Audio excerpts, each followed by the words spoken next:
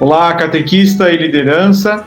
Chegamos na etapa 196 da Escola Catequética de Multiplicadores, promovida pela Coordenação de Animação Bíblico-Catequética da Arquidiocese de Florianópolis. O mês de maio está sendo reservado para o estudo do tema da mistagogia, porque estamos no tempo pascal. Nós damos boas-vindas ao Padre Erickson Ramos da Silva, do clero da Diocese de Jundiaí, que tem nos acompanhado neste tempo pascal, explicando melhor o tema da mistagogia.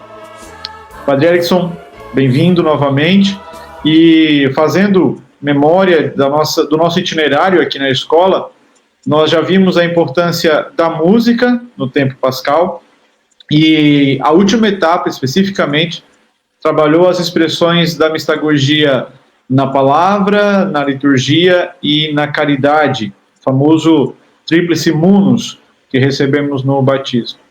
Para a gente avançar agora nesta etapa 196, a gente pergunta quais são as características da oração neste tempo pascal.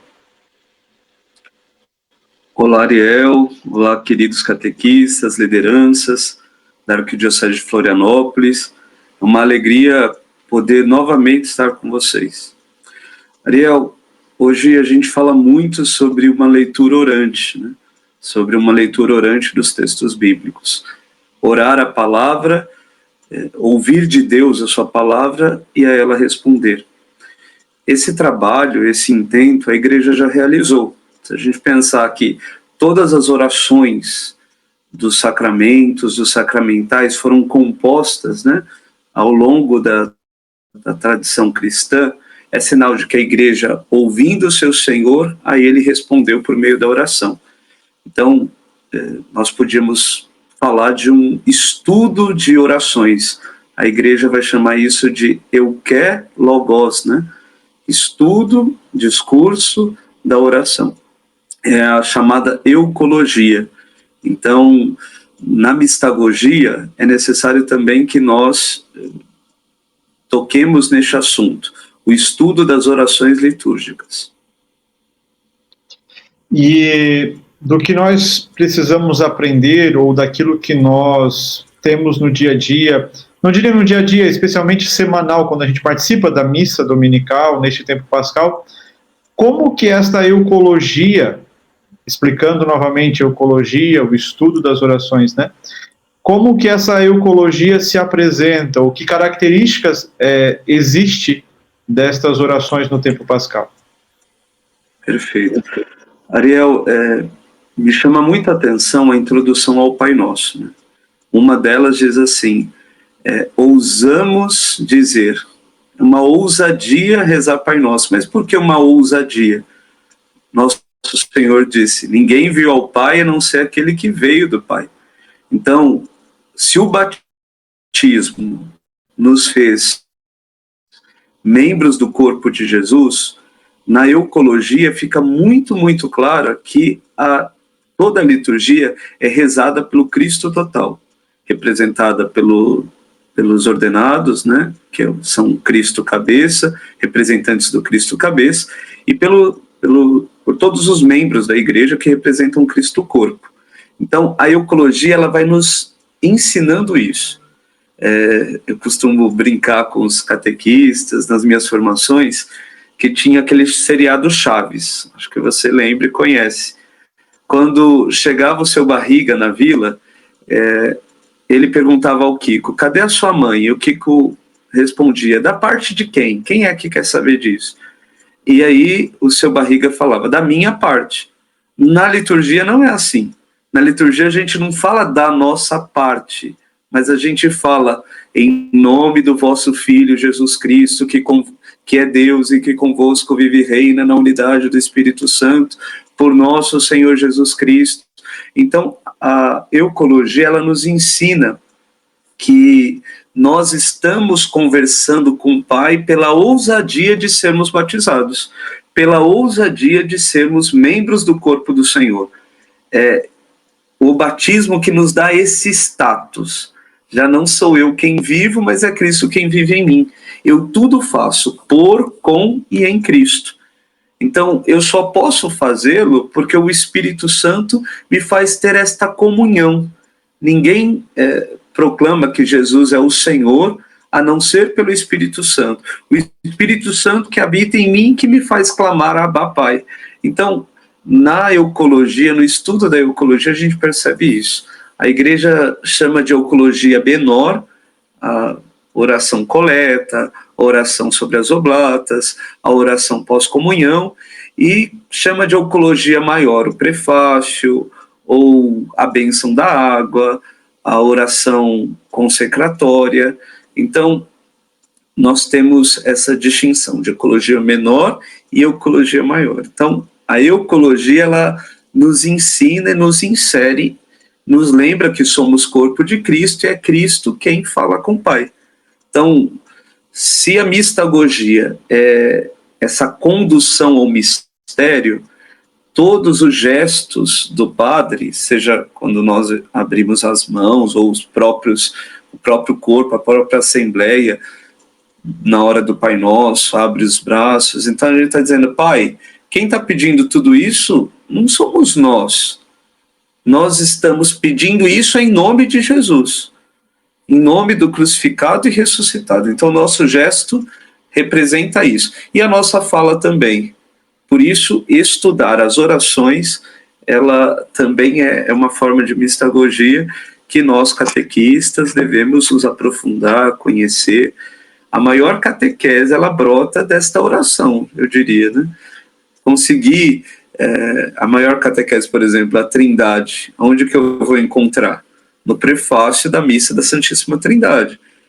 Entender o mistério de Pentecostes, eu vou ali no prefácio, eu vou ali na eucologia menor, na oração coleta, entender o que quem é o Espírito Santo e o que nós pedimos a Deus Pai naquela celebração, naquela Santa Missa. Então, o estudo das orações nos ajuda a compreender melhor o nosso batismo, sem dúvida. E nessa intimidade que existe de tempo pascal com mistagogia, e este também a importância dessa sequência da ECAM aqui para quem nos acompanha, existe algum destaque, existe alguma característica da eucologia do tempo pascal para a eucologia, vamos supor, do tempo do Advento ou do tempo comum? O que nós podemos destacar agora que estamos vivendo o tempo da Páscoa dentro das eucologias? Perfeito. A nossa vida, ela orbita em torno do mistério pascal. Todas as demais celebrações dela brotam. Então, algo que me chama muita atenção, por exemplo, é que o missal, ele dedica uma bênção da água especial para, em vez do ato penitencial, nós realizarmos a aspersão nesse tempo pascal. Então, ali ele rememora tudo que a água faz. Ó Pai, vós criastes a água para saciar nossa sede, para lavar nossos corpos, mas também utilizastes da água para aplacar a sede do povo de Israel, a água que Jesus entrou no Jordão, a água que brotou do lado de Cristo. Então, a eucologia do tempo pascal, ela nos leva, de fato, a voltarmos a sermos neófitos, a relembrarmos o significado do nosso batismo, a de fato mergulharmos, e o cardeal Raniero Cantalamessa vai dizer isso, né? Que nós devíamos voltar a ter este coração de neófitos, não por uma semana, mas, olha, faz muito tempo que eu fui batizado, mas ainda assim eu me senti como um recém-nascido, cuidado, amado pela igreja, querer entender, né, o que cada prece representa, o que é que a igreja, o Cristo total está pedindo ao Pai. Então, o tempo pascal ele é rico nesse significado, né? Quando a gente de fato está pedindo que os sacramentos da iniciação, seja o batismo, seja a nossa confirmação, seja a Eucaristia que atualiza, presentifica toda a graça batismal e toda a graça crismal, que se realize no hoje da nossa vida aquilo que os sacramentos de iniciação nos fizeram, né? Ser um com Cristo. Então, eu penso que tá aí um desafio para toda a nossa catequese, que é de fato debruçar-nos na eucologia, nas orações, entender cada sacramento por meio, né, daquilo que é pedido, daquilo que é lido, né? E aí a gente ultrapassa, então, a questão de só ler o preto, como dizem alguns, e fazer o que está no vermelho. De fato, o que está ali escrito em preto é uma reflexão, é uma lexio divina que a igreja na história fez. Mas o que é que está sendo pedido? O que é que a igreja, né, o Cristo total, está pedindo ao Pai que realize no hoje da nossa vida? Então a liturgia, ela passa de um mero cumprir de regras para, de fato, a nossa vida. Quando eu me entendo ali naquelas orações, quando eu entendo que, de fato, é uma oração, não é só uma leitura de qualquer jeito, apressada, e quando eu entendo tudo que está sendo pedido, tudo que está sendo dito, eu consigo melhor celebrar. Você deu essa explicação tão bela de que a bênção da água nesse tempo ela é diferente, que justamente traz o caráter da memória, né? E eu queria perguntar justamente isso. Mas de que forma esse estudo da oração, esta eucologia, ela é também bíblica, ou se a palavra de Deus tem relação com esse estudo da oração, se isso existe, como que isso se dá? Sem dúvidas, Ariel, porque se a palavra de Deus, né, como quando a gente encerra as leituras nós dizemos, é palavra do Senhor, é palavra que salva, se a palavra de Deus é Deus conversando conosco, a eucologia seria a nossa resposta a Deus, nosso pedido a Deus. Então a eucologia, ela é fruto dessa leitura orante da palavra. Então a eucologia, ela sempre vai rememorar a palavra de Deus. Às vezes não a palavra daquele domingo precisamente, mas a palavra toda ela, né? Toda a palavra escrita de Deus, tudo aquilo que ele foi revelando na história. Então a eucologia é esse grande ensino, penso eu, de como fazer uma boa lexio divina, de como a gente aprofundar. A igreja fez uma lexio divina para criar, para compor essas orações. Então, todos nós, ouvindo a eucologia, a gente vai também aprendendo, né, a mergulhar, a fazer uma boa lexio, uma boa oração por meio da palavra de Deus. Porque a eucologia, ela sempre começa com louvor e súplica. Ó Deus, que realizais maravilhas, nós os pedimos que. Então a oração, reconhecendo quem é Deus, tudo que Deus já operou na história, e também a oração que pede, que suplica, olha, tudo que o Senhor já fez, realize hoje, novamente na nossa vida, na nossa história. E desses assuntos, para a gente ir fechando também, desses assuntos todos, se a gente está falando de aprender a rezar, estudar a oração, leitura orante ou lexio divina, né? Pensando em nós, catequistas, eu tenho uma turma de adultos, tem catequistas que trabalham com crianças, há catequistas com adolescentes, né? Também falamos de catequistas que trabalham com noivos e outros que trabalham com pais e padrinhos. Neste momento de catequese em ato, de estarmos atuando com nossos interlocutores, a eucologia, ela é importante? Eu preciso saber? Ou o que eu precisaria saber? Como eu faço essa relação de catequista e esse estudo das orações? Quais são esses aspectos? Perfeito. Quando nós não temos isso, Ariel, a celebração litúrgica, ela se torna enfadonha, né? O padre fica rezando e a gente fica logo preocupado com as leituras que virão, ou logo preocupado com o canto que a gente mais gosta de comunhão, ou logo preocupado para que logo acabe. Então eu não consigo vivenciar. E o Concílio Vaticano II nos deu essa graça. Era uma só oração eucarística. Hoje, na terceira edição do Missal, aqui no Brasil, nós temos 11 orações eucarísticas. Então, quando eu não mergulho e não percebo que o padre está rezando em meu nome também, né? Porque, repetindo, né, o Cristo total que reza, eu não consigo absorver, né, não consigo de fato participar ativa, conscientemente, daquilo que nós estamos celebrando. Então, os catequistas precisamos estar muito atentos ao que está sendo lido, o que está sendo rezado, porque às vezes a gente está mais preocupado com a função do comentarista, do animador da celebração, do que aquilo que a igreja levou séculos a compor, depois de que é fruto, né, de uma oração verdadeira, depois de muita reflexão, e a gente fica assim distraídos, né? Então, que a ecologia nos ajude até essa direção, né? Eu costumo perguntar para os catequistas aqui, e tantas vezes a resposta parece que não é aquela que a gente esperava. Pergunto a eles, olha, a quem nós celebramos, né? Quando a gente está na liturgia, a quem se dirige a nossa oração? É a Jesus? É o Pai? É o Espírito Santo? É a Trindade toda ela? E aí a maioria das pessoas é a Jesus ou é a Trindade? Mas não, a direção da liturgia é ao Pai, pelo Filho, no Espírito Santo. É por isso que na missa a gente não reza Ave Maria, porque Maria é parte do corpo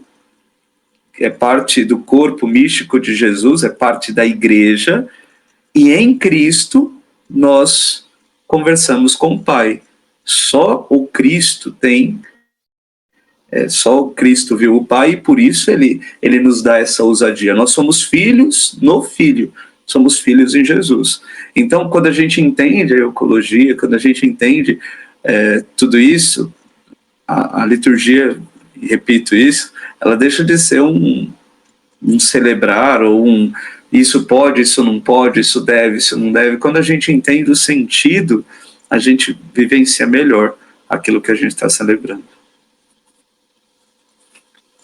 É um desafio colocado na nossa mão, né, de o itinerário ou o tema do encontro não ser o suficiente e a gente não se dar por satisfeitos com aquele tema ou com aquele, né, com o itinerário posto, mas rezar com a igreja mesmo. Para a gente encerrar, a gente pede novamente, Padre, uma mensagem sua, algum recado, alguma dica para os nossos catequistas que nos acompanham sobre o tema mistagogia e eucologia. Ariel, quando eu estava na pós, né, de catequese, o professor nos desafiou a fazer uma Lexio Divina da ecologia. Era para a gente pegar um prefácio e fazer ali, né, o que Deus me falou neste prefácio, o que eu respondo a Deus. Então, fica aqui a dica, o pedido aos catequistas, né, que a gente possa pegar de fato um prefácio de alguma missa. Talvez indicaria a missa de Pentecostes, né? Estamos chegando ao final do tempo pascal, e de fato ler o que a igreja ali pede, o que Deus nos falou, o que é que eu quero responder a Deus, e rezar aquele prefácio. Quando o padre, em nome de todo o corpo místico de Cristo, estiver conversando com Deus, que eu me sinta representado ali. Na ecologia, quando o padre estiver dizendo ao Pai, Pai, lembrai-vos da vossa igreja, do Papa, que a gente tenha bem firme no coração e na memória o Papa Francisco, a missão tão árdua que este homem carrega. Quando falar o nome do nosso bispo, de fato, sentir essa comunhão com ele.